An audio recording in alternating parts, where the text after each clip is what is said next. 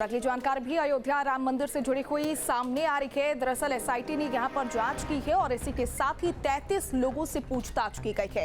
यह अहम जानकारी, आज करीब 33 लोगों से एसआईटी ने पूछताछ की है। दानदाताओं और भूमि खरीद से जुड़े लोगों को बुलाया गया। इसमें कुछ प्रॉपर्टी डीलर भी शामिल थे। पूछताछ के लिए टिन्नू यादव को और 2 भांजे भी उनके बुलाए गए थे। दोनों भांजे दोनों प्रॉपर्टी डीलर का काम करते हैं। एसआईटी ने आज करीब 3 घंटे पूछताछ की है।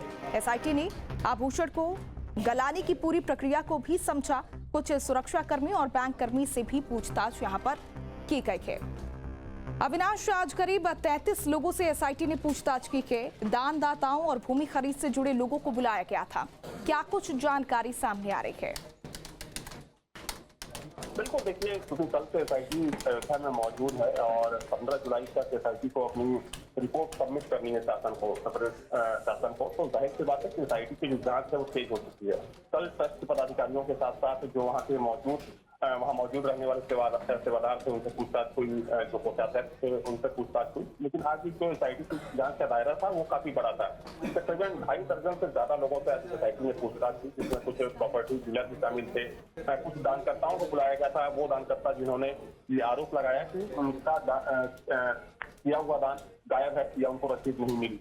इसमें टिन्नू यादव के 2 भांजों का नाम लिया जा रहा है, जो कि यहाँ पर अयोध्या में प्रॉपर्टी डीलिंग का काम करते हैं। क्योंकि कुछ लोग ये आरोप लगा रहे हैं कि टिन्नू यादव अपने उन्हीं दोनों भांजों के जरिए जमीनों में इन्वेस्ट कर रहा था, जमीनों की खरीद फरोख्त कर रहा था। तो देखिए, एसआईटी चूंकि अब बहुत ही फोकस कदम रख रही है, क्योंकि मामला बहुत बड़ा हो चुका है, हर जगह इसकी चर्चा है।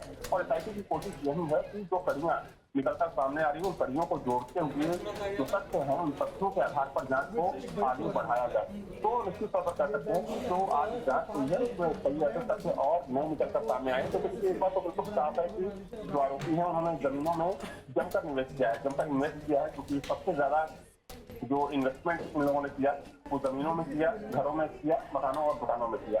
तो जाहिर सी बात है कि एसआईटी आने वाले समय में कुछ और जो संदिग्ध हैं, जिनके ऊपर एसआईटी को शक है कि ये कड़ियां जोड़ती जाएगी, मान लीजिए जिसके जरिए जमीनों की डीलिंग हुई, तो उस प्रॉपर्टी डीलर से पूछताछ की जाएगी कि आखिर जो एक सर्किल रेट होता है, क्योंकि ये बात भी सामने आ रही है कि किसी ने 70 लाख की जमीन सिर्फ 8 लाख में खरीद ली, तो ये संभव नहीं होता है। तो ये तमाम चीजें हैं जो समझने लायक हैं और इस पर जांच बहुत जरूरी है और एसआईटी इन बिंदुओं को ध्यान में रखते हुए आगे बढ़ रही है।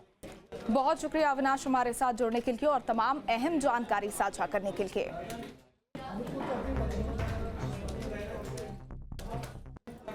आपके मोबाइल पर तुरंत आएगी ब्रेकिंग न्यूज। स्क्रीन पर सबसे पहले दिखेगी बड़ी खबर। देश दुनिया की हर खबर एक जगह। अब आपके मोबाइल पर तुरंत फटाफट इंस्टॉल कीजिए न्यूज नेशन ऐप और रखिए खुद को अपडेट।